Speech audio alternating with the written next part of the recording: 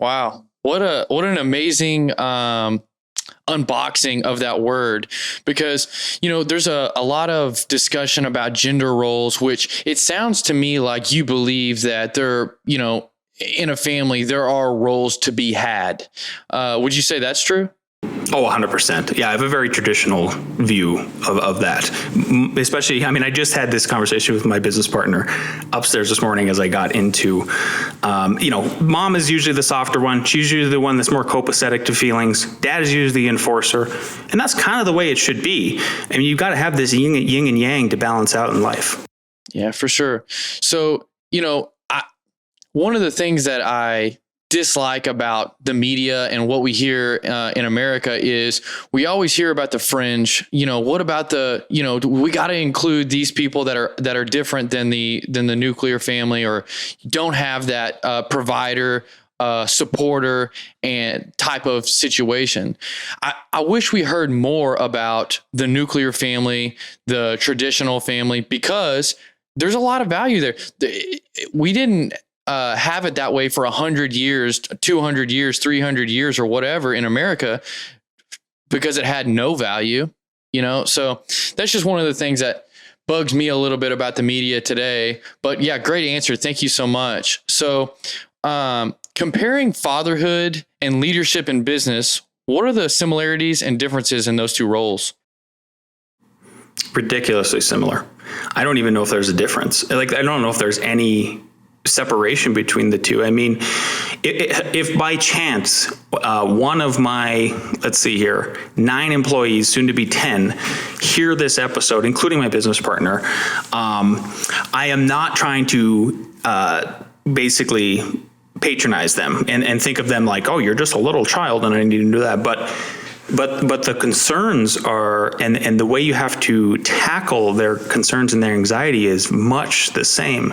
You're also bringing up people, especially like, for instance, in our architecture firm, when I recruit for new people, I actually want them to not have any experience. And that might sound crazy to some people, but I'm like, no, I want them to be a ball of clay. And then I accept that responsibility that I'm going to have to mold that ball of clay in our systems, in our framework, in our attitude, in our communication style with clients, how we execute the work and all of that.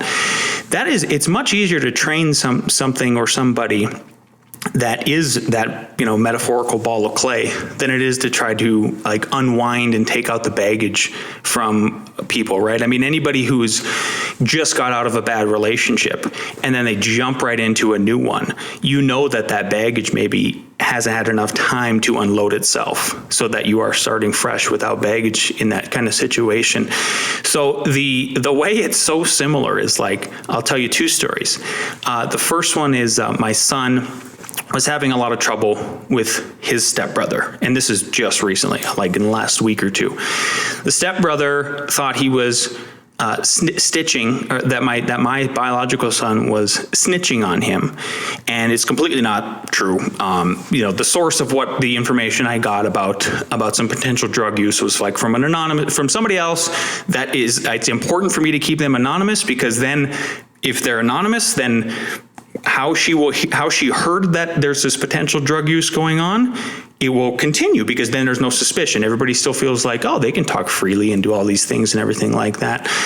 So it was several meetings. It was a meeting with my son. It was a meeting with stepmom.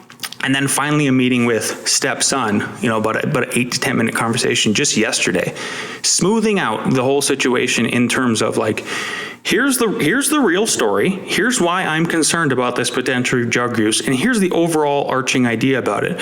And just trying to take the anxiety and the temperature down and kind of get everybody on that level playing field.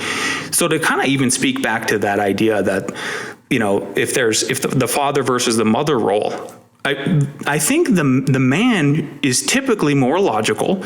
They're typically more straightforward. They want to solve the problems rather than kind of dwell in them or talk about them. And I'm a very type A to B person, straight line type of thing. So we're the facilitators for that, right? So I think it should be no surprise that the gender roles have been in existence for most of 99.9% of human history. And then all of a sudden we broke them, like you said, in the last 100 years. And it's now we're seeing the fallout from that, right? So then the other story is, so I had an employee on Friday.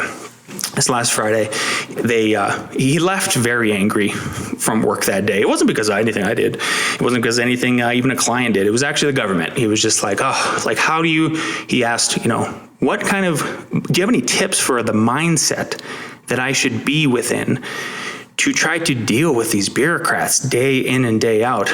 And this is kind of where the stoicism then plays in too, is I could have tried to tackle the problem right away, but I knew that I needed to just meditate on it for the weekend alongside my business partner too. So I sent him a text and said, hey, Alex sent me this, and let's think about some ways we can try to give him some, either the mindset or some tools so that he can work through this and understand that, you got to be stoic about it, bud.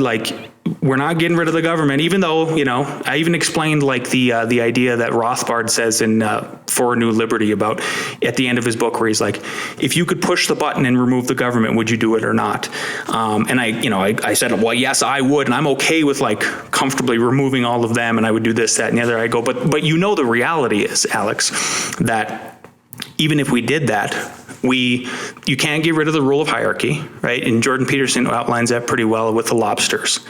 And it's no matter what, there's going to be a hierarchy. There's going to be the tree that grows taller than the other trees. This is just natural. This is the natural law that we're never going to get rid of. I go, so therefore, if you know that we are never going to get rid of these guys, then what can you do? Okay, that's your mindset. You need to be comfortable with that mindset. And then we gave him some other tools, very specific tools and things he could do if he really wanted to take action on it. But again, it was being the rational one, laying out methodically how we're going to take the temperature down, ease anxiety, and then just get back on track. So it's really, a lot of it is being a rock. That's one thing. There was one point where I did, when I won my custody battle from my ex-wife after those 3 years of misery, even though there was still some of the best days of my life for sure, because I don't know if I ever took fatherhood so seriously except for those 3 years. But I remember distinctly, one day I did break down and cry a little bit, and it was in front of the kids. And that's where the stoicism, the cartoony stoicism sort of broke down. And I told them Dad is your rock.